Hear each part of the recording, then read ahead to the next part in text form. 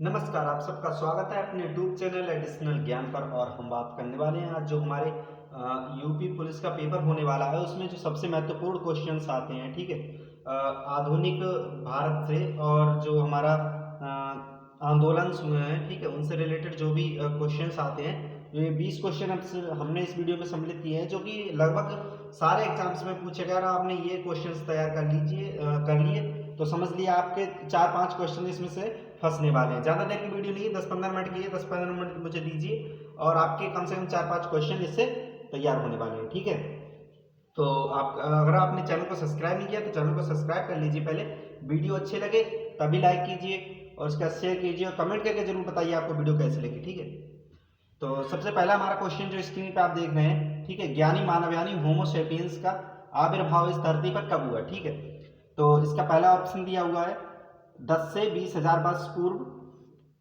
Second option है इसका B 20 से 30,000 वर्ष पूर्व।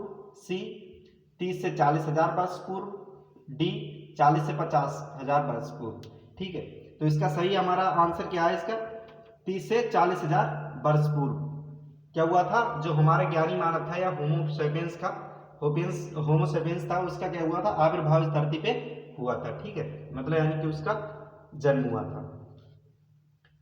नेक्स्ट हमारा सेकंड क्वेश्चन है, कृषि का प्राचीनतम साक्ष्य कहां से प्राप्त हुआ। जो हमारी कृषि एग्रीकल्चर है उसका प्राचीनतम साक्ष्य कहां से प्राप्त हुआ। ठीक है, पहला ए है कोल्डी हवास, सेकंड बी यानी कि मेहरगढ़, सी कालीबंगा, डी देवपाड़ा।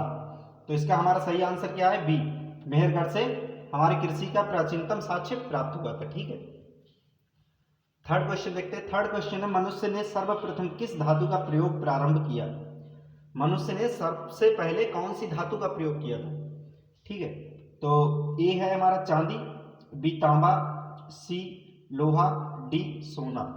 ठीक है, अब इसमें से आंसर क्या था, सबसे पहले कौन सा धातु प्रयोग किया था, तांबा। ठीक है, बी ऑप्शन इसका करेक्ट है, मनुष्य ने सबसे पहले तांबे का प्रयोग प्रारंभ किया था। ठीक है, फोर्थ हमारा क्वेश्चन है, भारत में पुरापाषाणकालीन औजारों की खोज किसने की थी।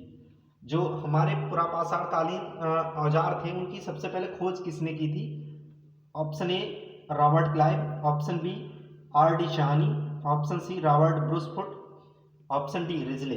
तो इसका सही आंसर क्या है, ऑप्शन सी रॉबर्ट ब्रूसफुट। ठीक है, इन्होंने क्या किया था, हमारे भारत में पुरापाषाणकालीन के जो औजार थे उनकी खोज की थी। ठीक है, फिफ्थ क्वेश्चन देखते हैं। फिफ्थ क्वेश्चन हमारा, प्राचीनतम आहत सिक्के को साहित्य में क्या कहा जाता था। जो आहत सिक्के होते थे, ठीक है, प्राचीन भारत में उनको साहित्य में क्या कहा गया था।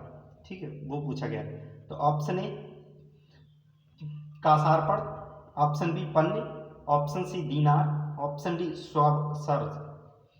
ठीक है, तो इसका ऑप्शन क्या आंसर इसका सही है, ऑप्शन ए सही आंसर है। ठीक है, कासारपड़ इसका क्या था, सही आंसर है। जो आहत सिक्के थे उनको साहित्य में क्या कहा गया है, कासारपड़ कहा गया है। ठीक है, सिक्स क्वेश्चन है हमारा, सिंधु घाटी सभ्यता के किस स्थान पर बृहत स्नानागार के अवशेष मिले हैं। जो सिंधु घाटी सभ्यता थी उसके किस स्थान पर जो बड़े बड़े स्नानागार थे उनके अवशेष मिले हैं। Option A Lothal, option B Kalibanga, option C Surkotada, option D Mohenjodaro. ठीक है, तो इसका सही आंसर क्या है, मोहनजोदाड़ो। ठीक है, मोहनजोदड़ो इसका सही आंसर। इसमें क्या था, बड़े बड़े स्नानागार के अवशेष मिलेंगे यहाँ से। क्वेश्चन नंबर 7 है, सिंधु घाटी सभ्यता काल में कौन सी लिपि सर्वाधिक प्रचलित थी। जो सिंधु घाटी सभ्यता थी उसमें जो सबसे प्रचलित लिपि कौन सी थी। ठीक है, ये पूछा गया है। ऑप्शन ए तिलाक्षर लिपि, ऑप्शन बी भावचित्रात्मक लिपि, ऑप्शन सी देवनागरी लिपि, ऑप्शन डी आरमाइक लिपि। तो इसका सही आंसर क्या है, ऑप्शन बी भावचित्रात्मक लिपि थी। ठीक है, उसके सिंधु घाटी सभ्यता के टाइम पे सबसे ज्यादा प्रयोग करने वाली प्रचलित क्या थी, लिपि थी। ठीक है, कौन सी, भावचित्रात्मक लिपि। इन क्वेश्चंस को आप ध्यान से पढ़ते जाइए। ठीक है, ध्यान दीजिए इन पे थोड़ा, क्योंकि यही क्वेश्चन है 20 क्वेश्चन जो मैंने सिलेक्ट किए हैं जो लगभग सारे एग्जाम्स में पूछे गए हैं। ठीक है, तो इनमें से आपको 4-5 क्वेश्चन तो मिलने ही मिलने वाले हैं। तो आप 10-15 मिनट देंगे तो उसमें कोई आपका मतलब टाइम वेस्ट नहीं होगा, आपको फायदा ही फायदा मिलेगा। 8th क्वेश्चन हमारा, सिंधु घाटी सभ्यता के किस स्थान पर सर्वप्रथम चावल के साक्ष्य प्राप्त हुए हैं? जो सिंधु घाटी सभ्यता उसके किस स्थान पर सर्वप्रथम चावल के साक्ष्य प्राप्त हुए थे? Option A Surkotada, option B Kalibanga, option C Lothal, option D Mehrgarh. तो इसका सही आंसर क्या है? लोथल। लोथल में क्या हुआ था? जो सर्वप्रथम किसके चावल के साक्ष्य प्राप्त हुए थे, ठीक है, जो चावल थे, ठीक है, राइस था, उसके एविडेंस मिले थे। अब क्वेश्चन नंबर हमारा 9 है, मेसोपोटामिया के साक्ष्यों में हड़प्पा स्थलों के लिए किस शब्द का प्रयोग किया गया है? मेसोपोटामिया के साक्ष्यों में हड़प्पा स्थलों के लिए, ठीक है, किस शब्द का प्रयोग किया गया? ऑप्शन ए दृष्टध्वति, ठीक, option B Suvastu, option C Meluha, option D परुसड़ी। अगर आप लोगों को इसका आंसर पता है तो कमेंट करके बताइए, नहीं तो फिर हम तो बता ही रहे हैं। ऑप्शन सी इसका सही आंसर है, ठीक है, मेलुहा कहा जाता था। जो मेसोपोटामिया के साक्ष्यों में हड़प्पा के स्थल मिले थे उनके लिए क्या प्रयोग किया जाता था? मेलुहा शब्द प्रयोग किया जाता, ठीक है।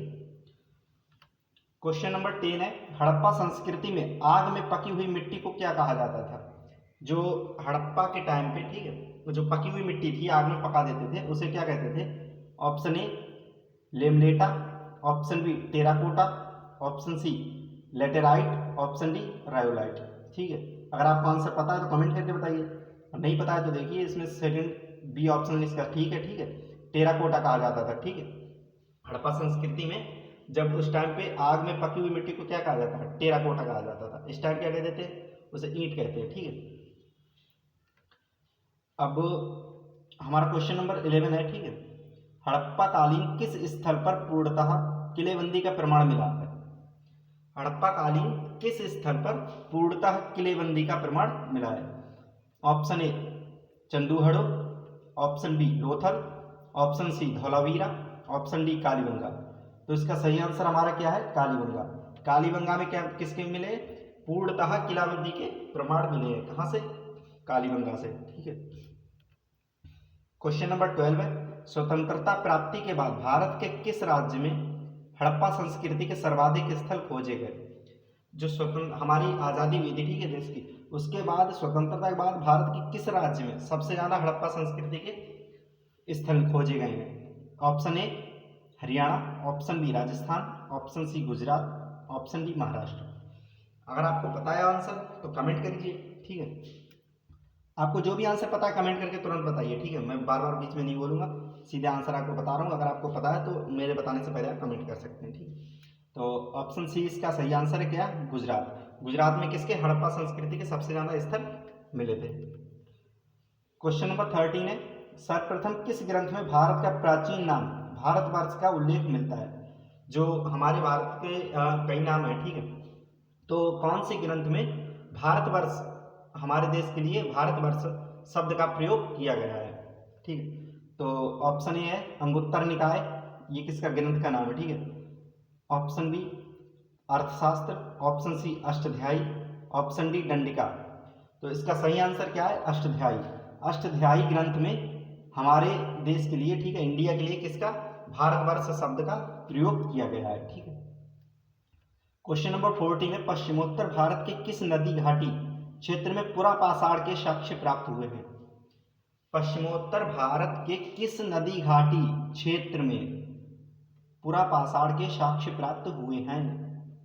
ऑप्शन ए इसका Sindhu, option B Jhelum, option C Ravi, option D सोहना।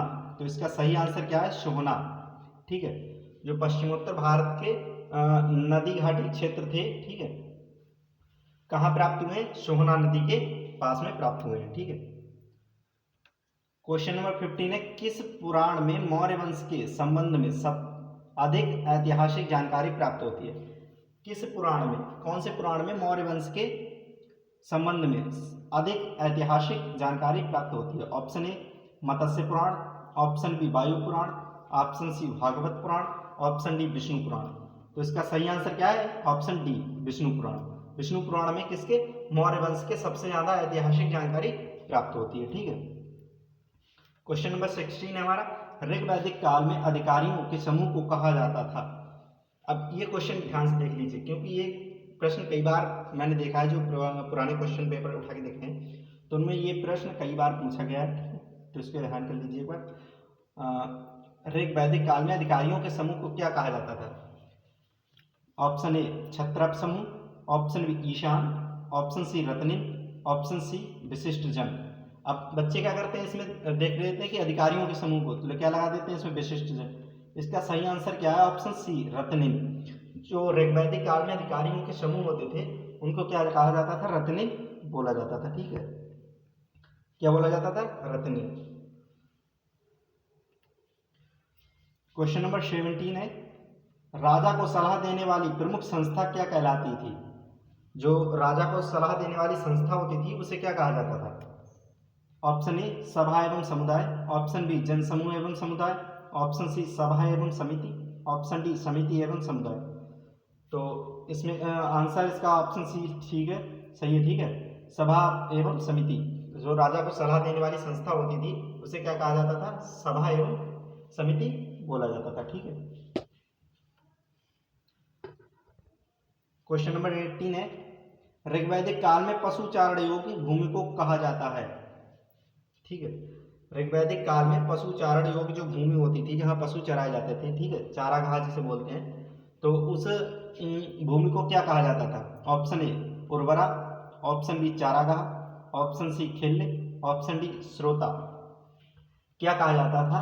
जो पशु चारण योग भूमि होती थी ऋग्वैदिक काल में उसे कहा जाता था खेल्य। ठीक है, इसका ऑप्शन क्या है? ऑप्शन सी इसका सही आंसर है। उसे क्या कहा जाता है? खेल्य कहा जाता था। ठीक है, जो भी पशुओं के चारण योग भूमि होती थी। ठीक है, क्वेश्चन नंबर 19 है, ऋग्वेद के किस मंडल में दशराज युद्ध का उल्लेख मिलता है? ऋग्वेद के किस मंडल में? ठीक है, बहुत गहराई से क्वेश्चन पूछा गया है कि किस मंडल से दशराज के युद्ध का उल्लेख मिलता है। ऑप्शन ए 7वें मंडल में, ऑप्शन बी 8वें मंडल में, ऑप्शन सी 9वें मंडल में, ऑप्शन डी 10वें मंडल में। तो इसका सही आंसर क्या? ऑप्शन ए ठीक आंसर है। ठीक है, 7वें मंडल में क्या मिलता है? दशराज के युद्ध का उल्लेख मिलता है। ठीक है, इसका ऑप्शन कौन सा? ऑप्शन ए सही है। क्वेश्चन नंबर हमारा 20 है, सत्यमेव जयते किस उपनिषद से लिया गया है? सत्यमेव जयते बोलते हैं, ठीक है, लिखा भी देखा होगा, तो सत्यमेव जयते किस कहीं ना कहीं से तो लिया गया है, तो किस उपनिषद से लिया गया है? ये क्वेश्चन पूछा गया आपसे। तो ऑप्शन ए इसका क्या है? बृहदारण्य उपनिषद, ऑप्शन बी छंदोग्य उपनिषद, ऑप्शन सी श्वेताश्वर उपनिषद, ऑप्शन डी मुंडकोश उपनिषद। ठीक है, तो ऑप्शन इसका कौन सा सही है? आंसर क्या सही है इसका? ऑप्शन डी सही है। मुंडकोश उपनिषद से क्या लिया गया था? सत्यमेव जयते शब्द का प्रयोग किया गया था। कहां से लिया गया था? मुंडकोश उपनिषद से। हमारा लास्ट क्वेश्चन है 21 क्वेश्चन। ठीक है, उत्तर वैदिक काल में लोहे के साक्ष्य का उल्लेख सर्वप्रथम कहां से प्राप्त होता है? जो उत्तर वैदिक काल में लोहे का प्रयोग हुआ था, साक्ष्य उसके मिले थे, ठीक है, सर्वप्रथम कहां से मिले थे ये पूछा गया आपसे क्वेश्चन। ठीक है, तो आपको अगर आंसर पता है तो कमेंट कीजिए, नहीं पता है तो 1 मिनट वेट कीजिए। Option A Alamgirpur, option B Bahawalpur, option C Atranji Khera, option D Kaushambi. तो इसका सही आंसर क्या, आपको क्या लगता है? ऑप्शन इसका सही क्या है? ऑप्शन सी इसका सही आंसर है, अतरंजी खेड़ा इसका सही आंसर है। अतरंजी खेड़ा सही क्या? लोहे के साक्ष्य मिले थे। ठीक है, और इतने क्वेश्चन आप तैयार कर लेंगे तो इनमें 4-5 क्वेश्चन आपको मिलने वाले हैं। ठीक है, और वीडियो पूरी देखने के लिए आप लोगों को बहुत बहुत धन्यवाद। और वीडियो अच्छी लगी हो तो लाइक जरूर कीजिए, शेयर कीजिए और कमेंट करके बताइए आपने कितने आंसर इसमें से सही किए थे। ठीक है, और चैनल को अगर अभी तक सब्सक्राइब नहीं किया तो चैनल को सब्सक्राइब कर लीजिए, बेल आइकन दबा लीजिए। फिर मिलते हैं एक नई वीडियो में, तब तक के लिए जय हिंद।